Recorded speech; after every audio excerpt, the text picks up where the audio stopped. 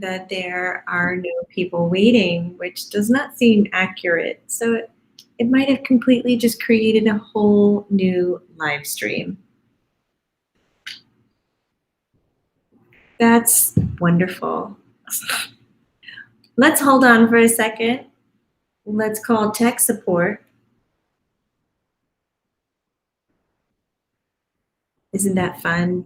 Maybe I'll go back and see if I can edit this out as we figure the last bit of Mercury retrograde. Yeah. Hi there. Here we go, more tech stuff. It says I am.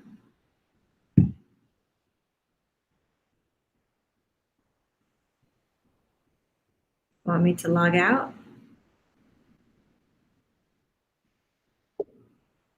Oh, we're live on Facebook, but that might be it. Hi, YouTubers. Are you calling me, Barrett says? Because Barrett's like, well, listen, Friday. It's Friday, and Friday at 1 o'clock. I love to join you guys online and throw out some topics and chat with you, especially on energy-centric topics. And there is an incredible woman that went through the 2020 mentorship here at JBM and is also co-creating an international trip with me into Machu Picchu, which we will talk about, and I'll finally post the page where you can see all the agenda and everything that you want to know. But her name is Sarah, Dr. Sarah Wilde. She is an acupuncturist as well as a licensed Gerson practitioner, and she's here today to talk to us about food that is medicine. But we're going to highlight those foods that you didn't think was medicine and kind of do an aha moment. And I'm going to prep you right now. So just go ahead and like get your brain in gear. I'm going to ask you, where is your complaint? When you look at your physical body, where is your complaint? Because we have Dr. Sarah Wilde with us live today, and she is going to be throwing down some insight and some answers. So I know you're not here just for me. So here she is. Hey, everybody.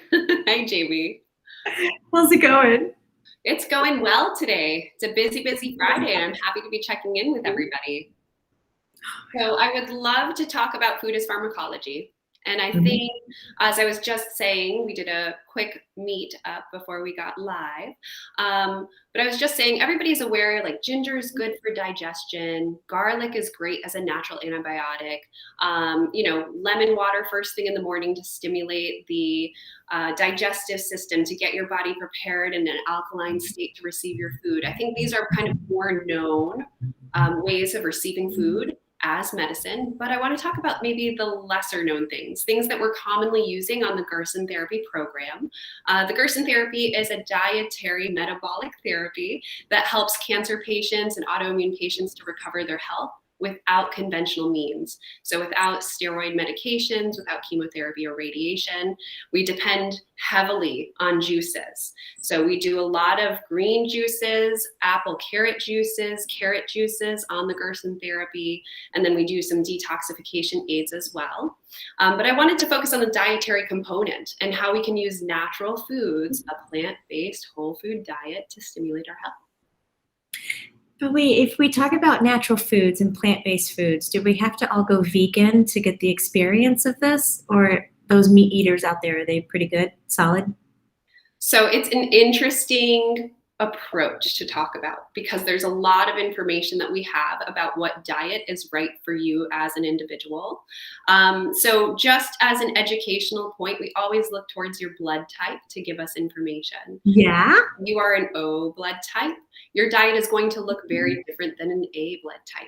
Through time, as we have evolved, as our blood type has evolved, our individual bodies, the biology of our bodies, have needed different things. So when we were O blood type, that was really the hunters and gatherers, right? So they had a central location that they lived, and they would go out and hunt or gather what they needed. So it was everything in immediate proximity. Those individuals are the ones that really can kind of get away with some meats in their diet. Then the B types, this is when people became more nomadic. So we think about Mongolia. They would travel location to location. B as in boy? B as in boy, yes. Okay. Right. And so when that happened, we needed more available foods on the road, so to speak, right? So we would start looking at some of the fishents, the pheasant, the fowl, turkey, deer, as means of feasting, in addition to vegetables that could be cultivated.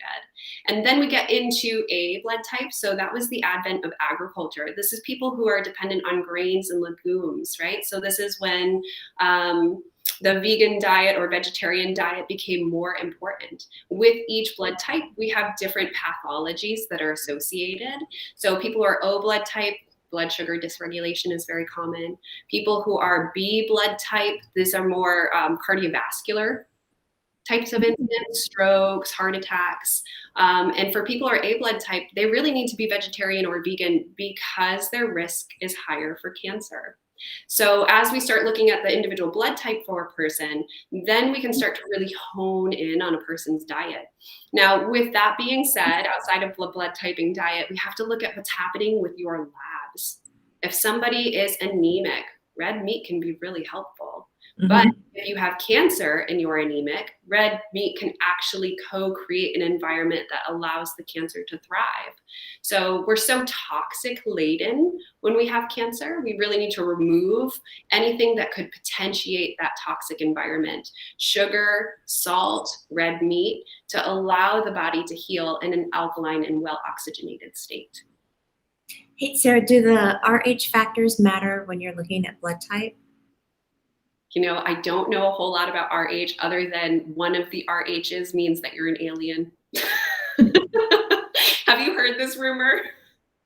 Well, I'm B negative, my blood type, and I think only less than 6%. I think now it's like 3% have B negative blood type.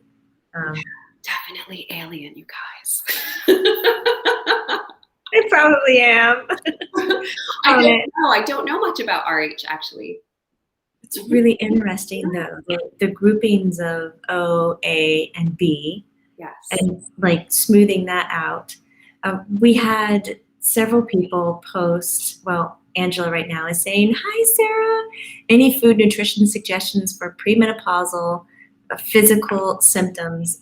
She's an O blood type.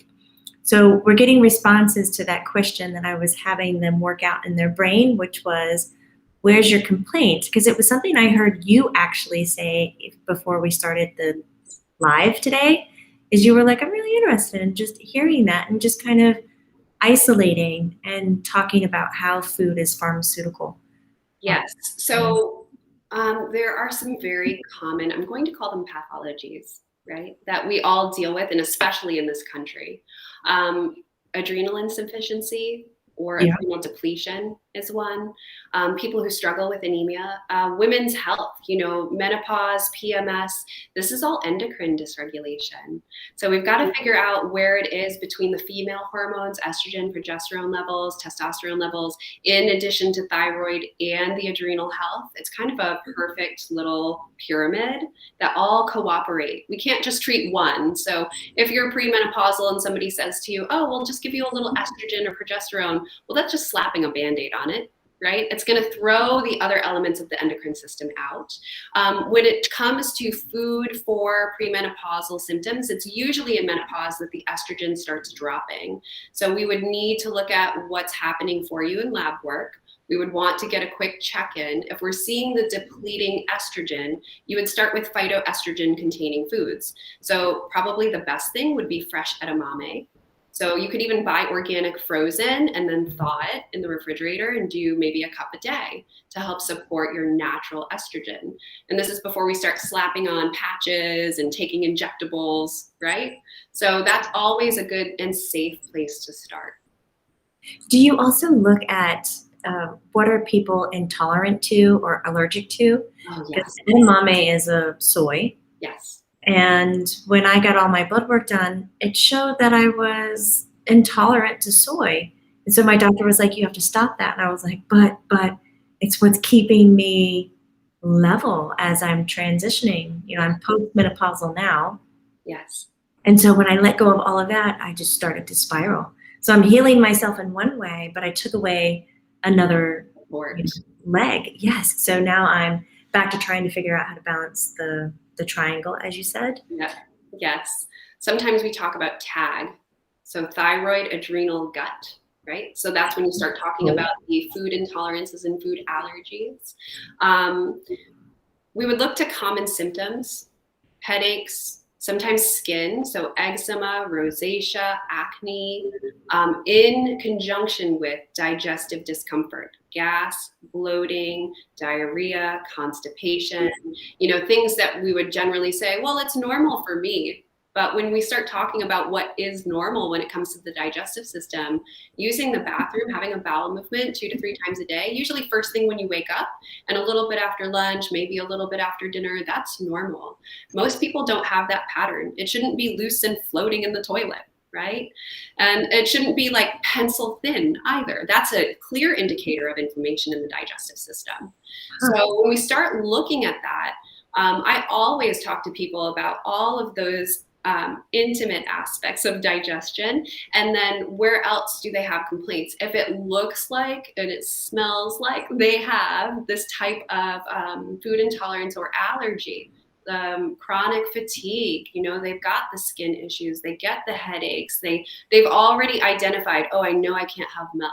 It's like, okay, we need to test this, absolutely. And there are 2 types. We can do IgE testing, and that's your emergency type of allergy. That's the stuff, kids who get in front of peanuts and then they go into anaphylactic shock. That's an IgE allergy. Even at a low level, though, it's something you need to stay away from pretty much a lifetime. And then there's IgG, which is the intolerance. Now, when you have food you're intolerant to, it might be up to 72 hours later that you have a reaction. So it becomes very hard to isolate the intolerances. So you can be playing kind of roulette with, I know I can't have dairy, or I know I can't have meat, but there's something else that's still keeping me away from having good health, good balance. I'm chronically getting these colds, I have these headaches, I have these digestive complaints, and I just can't figure out what it is. Get an IgG food test. And that's going to tell you what is causing severe, moderate, or mild inflammation in the digestive system and sort of what's sabotaging your health. And then you stay away from the things you're most severely intolerant or moderately intolerant to reduce the inflammation. And then you also have to support your body to heal from this leaky gut, right? So yes, we do look at that often. And I think it's a big precursor for somebody expediting their healing. If we keep giving you things you're intolerant to, asking you to heal, you chronically have this inflammation, you're not absorbing the nutrients from the foods you're taking in anyway. Would you say when somebody avoids the intolerant foods for like an X amount of time, let's say they take a whole year off and they work with the gut and heal the gut, would it be time to take another round of IgG, Ig testing to see if they're still reactive to those foods? Because is it possible that they're not?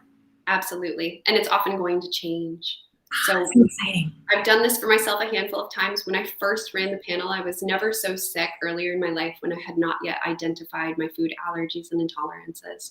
And I had 16 on my severe list, things that I was having all of the time. Almonds being one of them. I'm dairy free. Almond milk 10 years ago was the only thing. There was no oat milk, coconut milk on the market other than what comes in a can.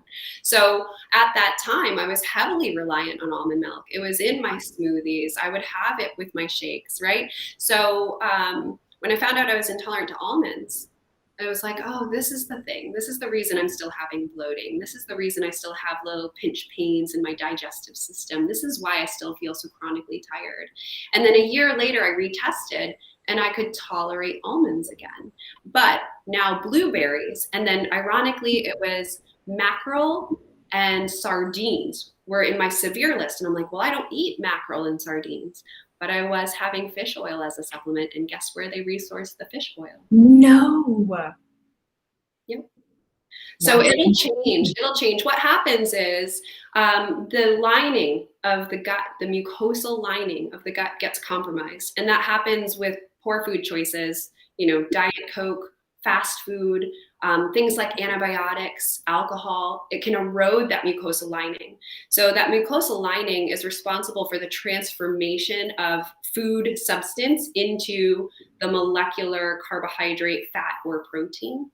And that carb, fat, protein passes into the bloodstream. So we hear about this gut and blood barrier. What happens is if that mucosal lining has been eroded, rather than that piece of blueberry traveling through the digestive system and getting broken down to a carb, fat, or protein, it will pass straight through to the bloodstream. So now we've got microscopic blueberry traveling through your bloodstream and you're reacting to it. Your body doesn't know what that is. It's a foreign invader. So it goes into a low level of inflammation to try to start isolating the particulates of blueberry and fight it out of the system.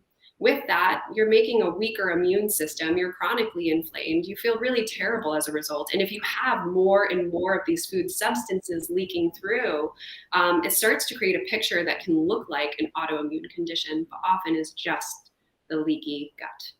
So the goal is to reestablish the health of that mucosal lining. Some simple supplements, vitamin D, a stress B complex, glutamine, probiotics, maybe some aloe. Mm-hmm. That'll do it, right? That'll do it, and it'll fully transform the digestive process, the gut lining, and then you have less intolerances. So I went from 16, and then I retested a year later, and I had 3. And so, Wow. okay, I'm healing. And so then you just keep plugging away at it until you have less and less, and you're not responding so much to those foods anymore. And then you can start making progress in other areas. Mm-hmm. Do you know where you are now? It's been a while since I've retested, but I know now. Here's how I know. I've become so sensitive to what I eat within just even tasting things, right? I can put something in my mouth and I'm like, it tastes way too good. It tastes way too good for me to be able to eat this. It's not healthy. I can start feeling a coating on my tongue. I can feel, I'm going to call it dead food. I can feel the difference between live foods and then foods that have very little nutrition in them. Mm-hmm. The reason being, live foods, there's a resonant tingle on the tongue that happens with the enzymatic quality of like a live juice, a juice that has been just pressed. Yeah. There's an effervescence to it. And then if I have 3-day-old juice or pasteurized juice that's been sitting in the grocery store, okay, there's a good flavor. It might give me a little pick-me-up from the sugar, but it's not alive. It's really interesting. You become sensitive.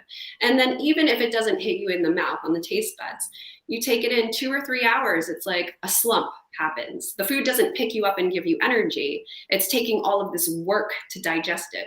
Too much oil, too much something going on, right? That's not allowing you to feel good in your body. I don't want to call it dead food. I mean, there's still something. It's food-like substances, right? It's not real food. It's all of the additives. It's all of the preservatives. It's not assisting us in being our most vital and healthy selves.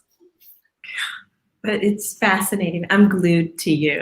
I'm so happy we're doing Machu Picchu together. I'm going to learn so much from you. Yes, and we're eating all from the earth, which I love. So the place that we're staying is a family friend, and they have acres in the valley of Pisac. And so all of the food they're providing is going to be vegetarian. And if they aren't growing it locally themselves on their farm area, then it's going to be resourced in the market from other vendors who also produce this locally. So it's going to be very little of anything that is processed. I'm thrilled. I know, me too. Do you have others? I put the link up to the website that you cannot find because I don't have it public. So you have to go through the link right now. Okay. It's a little secretive for some reason. So I put it up. You guys can go there and check out Machu Picchu. Secretive or selective? I want to make sure you can go through the direction. Okay. It's a test. It's a test to get there. Yes, it is. We only have maybe 7 more seats open. Wow, that's wonderful. It's going to be a smaller group. For those of you that are interested in coming, it's a smaller group.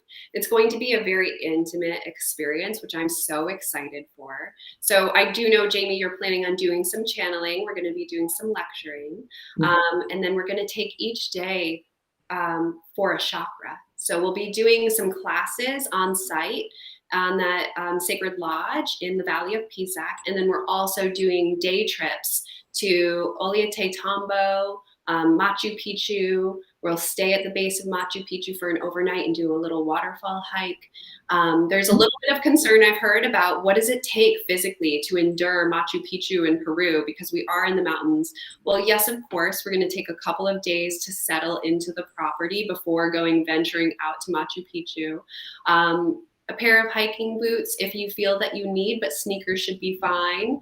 And as long as you are comfortable to do stairs, but you can always take a break, take a seat, wait for the group to come back to you. So don't be afraid of coming because you don't feel physically fit or that you're ready or that you can handle it. I think that it's going to be really a beautiful spiritual retreat, and it's full of a lot of, we've intentionally set a lot of self-care time, guided time for you to relax, be with yourself, be in nature, maybe bring a partner or a friend with you. I'm really excited about this. Yes, there's a massage and a facial included there on site. So it's a little self-care to kind of remind you this is why you're here. That's right. The soul. And some sacred ceremonies. Some cacao ceremony. There is an individual Malaku who is going to be offering sacred ink, and he does the traditional tapping ink, not with a gun, for those of you that are interested. I'm really excited. I feel like this is going to be kind of anointing you back to your connection with the earth. And Peru's full of a lot of goddess energy. I all of a sudden don't want to wait until April to do this. We could go next week, please. It is summer down there right now. Bringing my attention back to the chat that we have going here. Mandy Diet, let's see if I can pronounce this. Dietellart. I have, with the incoming frequencies, difficulties with the nervous system. What kinds of foods would help with the nervous system? Just start with something simple. Tea, like lemon balm tea, chamomile tea, something just to help soften. We don't want to add too much. Looking at nervous system supports, anything to help calm and ground you. Turning off your internet, your Wi-Fi at night, so you don't have EMFs. I mean, there are more lifestyle practices than there are food practices. Root vegetables help really ground and connect you to the earth. So I'm thinking things that come up out of the earth, right? So this is going to be your potatoes, your carrots, those types of things that are going to help you. And we can talk about some of those foods too. Actually, let's use that. Let's go into it. So for something like nervous system, the jitters, right? We've got a lot going on. Solar flares, the earth's waking up.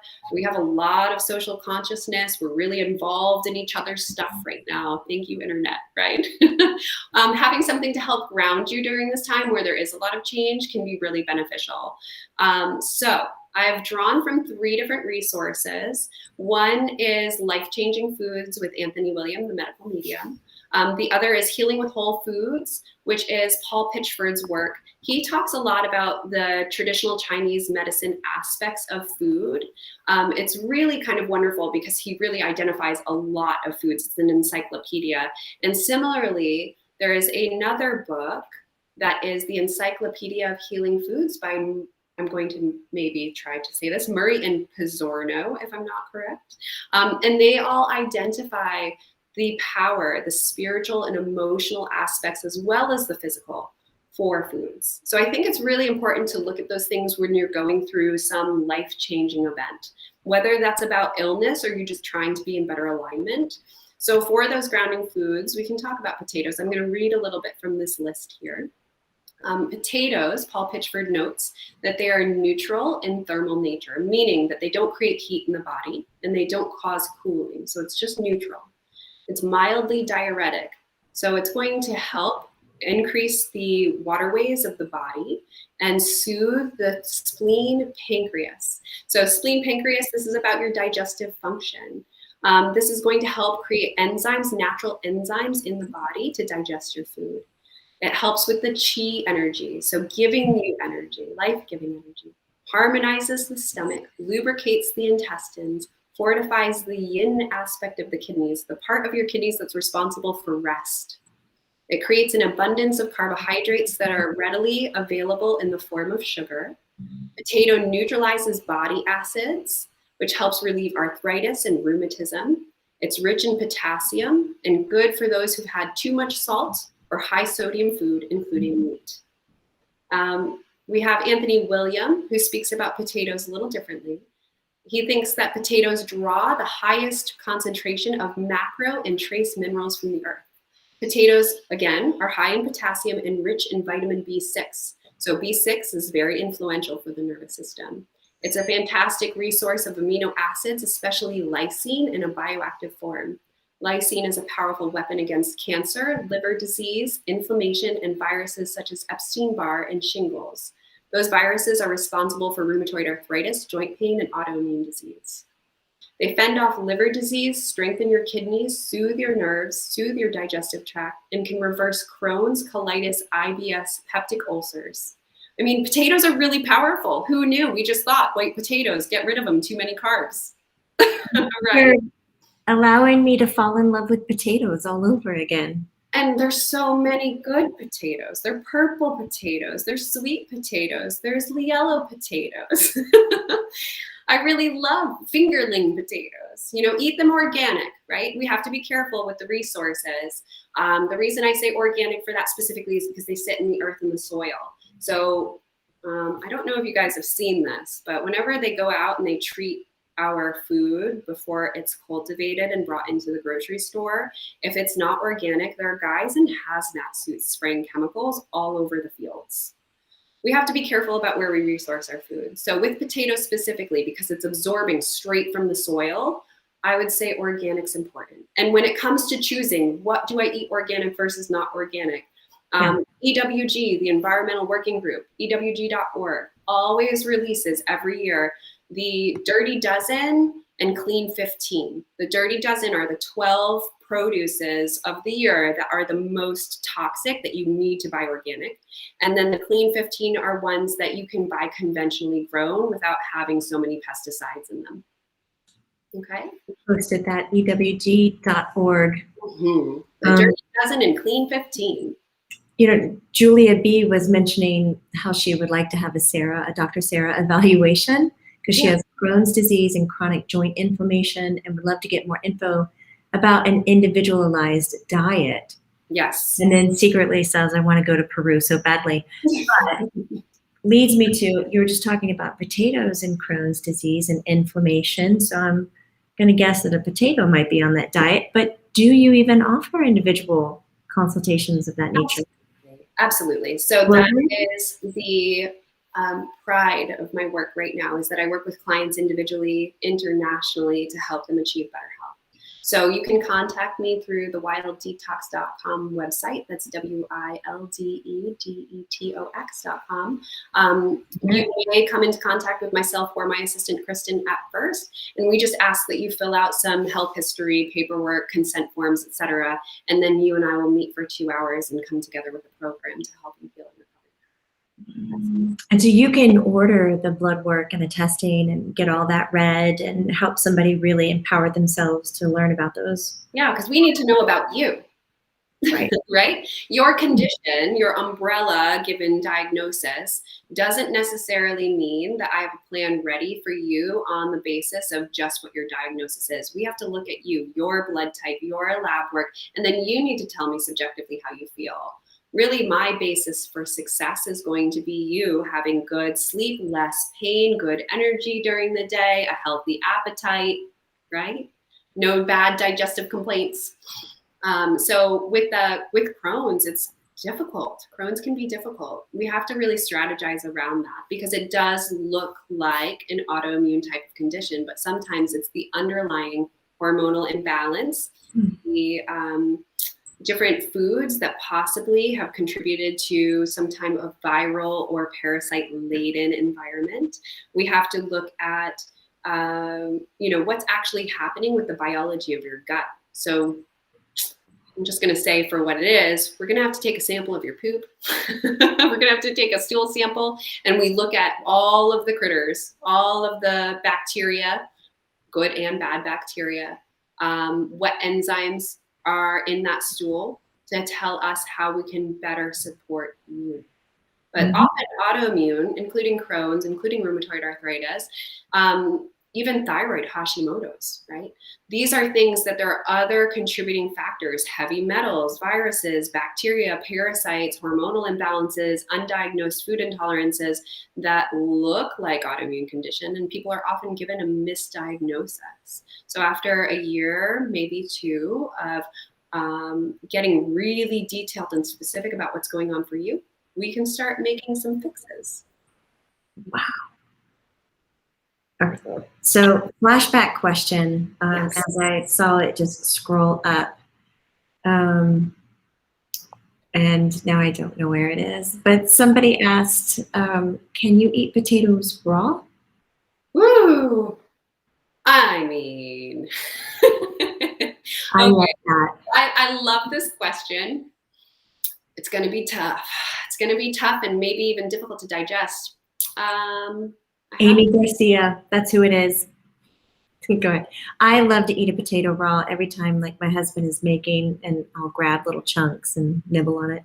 I mean, you can taste the enzymes in those live potatoes, can't you? They have Mhm. a very interesting hit on the tongue. You can.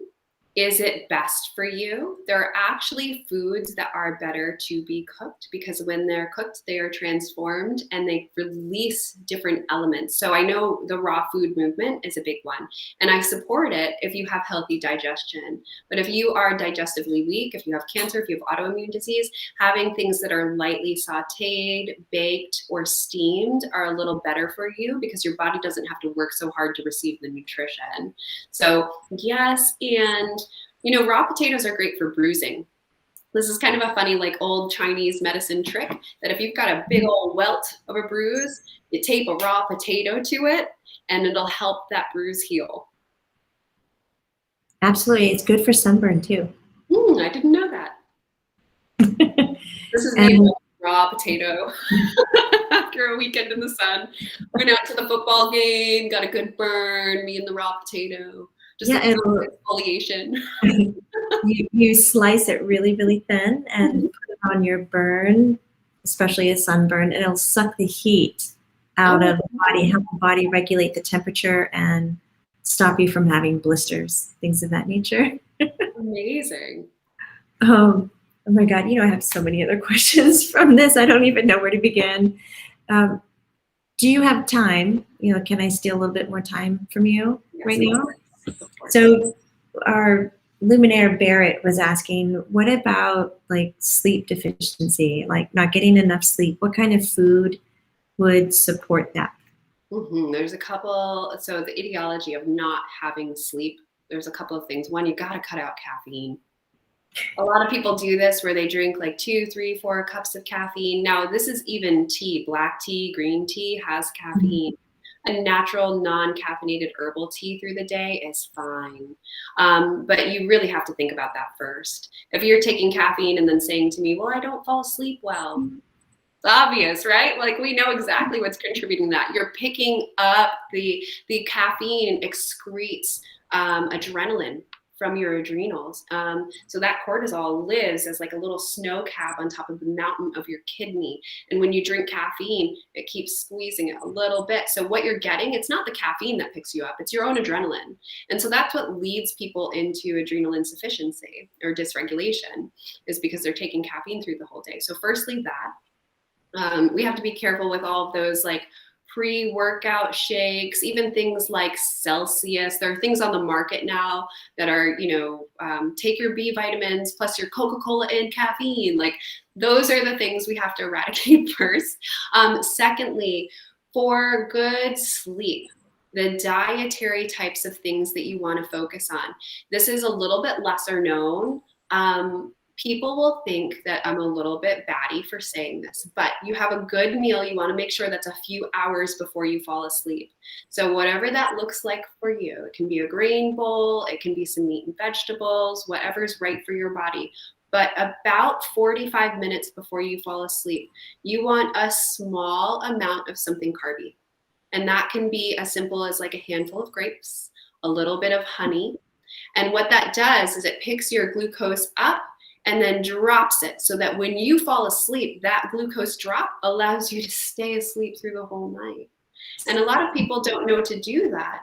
So maybe think about those patterns first. And then I would say the same thing about root vegetables. You know, have a meal, your dinner meal should really contain some root vegetables to kind of draw you inward. That would be a really good practice. Oh my God. Can we have you on every day? Yes, we'll have to strategize about our time, but we can do it.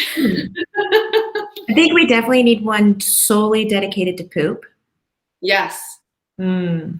Can we use that little emoji? I think the emoji is so cute. You like the poop emoji? I think it's funny. Yeah. Can we use that to advertise for this? Just a little poop emoji. The friendly poop emoji. Like you're talking about coffee. Shelly Ham says, poor Jamie, she loves her coffee, but it's decaf. Good for you.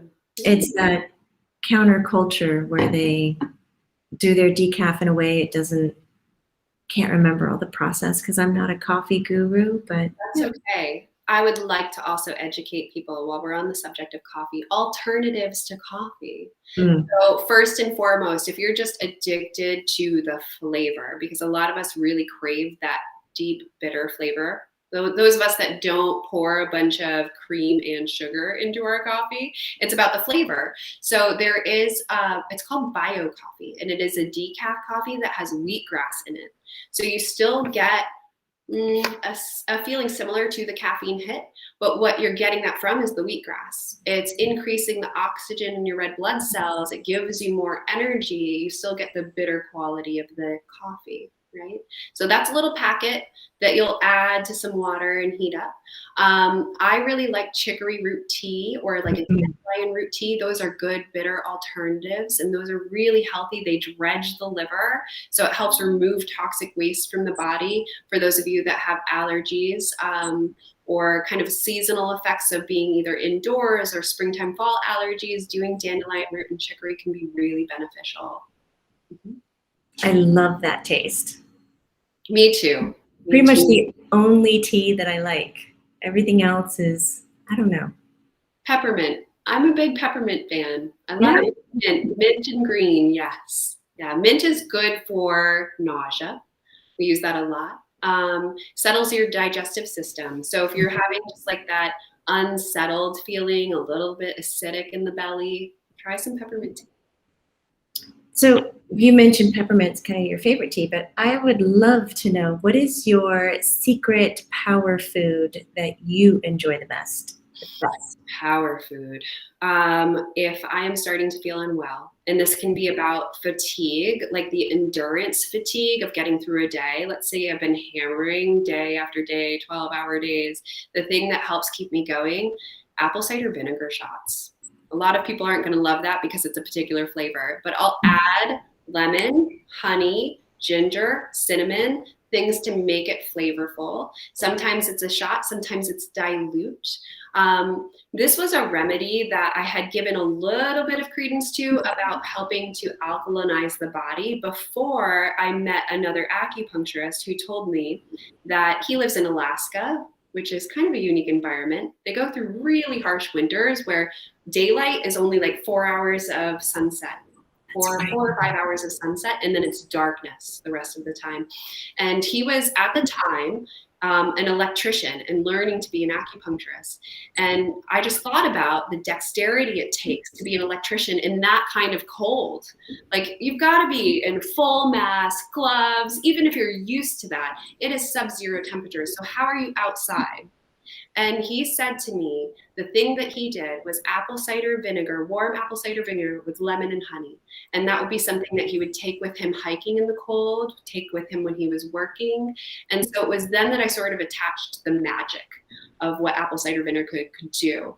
And so even if I'm feeling a little cold coming on, you know, you get that ache in the back of the head, a little bit of the sniffles, you're feeling run down, hit it with apple cider vinegar. Okay, I'm hitting the 3 o'clock slump, apple cider vinegar. I'm having trouble like waking up in the morning, woo, apple cider vinegar will wake you up. I mean, you take it straight from the bottle and you pour it into a shot glass and then you do this.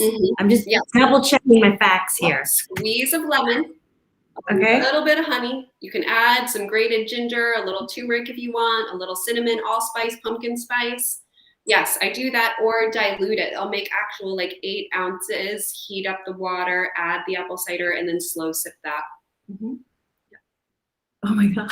I don't think I could do it. I think when you mix the lemon and honey, it starts to taste like apple pie if you do it in the right ratio. And a lot of people don't know that. They're just so adverse to the vinegar flavor, but I crave it. Okay, we're going to do one where we're going to do apple cider vinegar shots together, and you're going to tell me how to make them. We're gonna do it and make no face. There's like a whole TikTok about do a shot of tequila, do a shot of vodka, don't make a face. We're gonna do it with apple cider vinegar. God, that might take me some practice. I'll do my best. But I think it'd be great that we could have like a list for all the luminaires of, all right, have your lemon, have your honey, have your this, ready. You can give us the recipe and we can all do it together. I think that would be wonderful. Absolutely. I think right in the cusp as we're moving into winter, when things start getting really dark and cold, that's a great time to pick up that recipe. You don't want to be sick around everybody for the holidays, right? So prevent it with daily maintenance. It's these simple little things that you can change in your lifestyle. Health care, health maintenance doesn't have to be a big project if you don't allow yourself to get to such a stark rate of disease.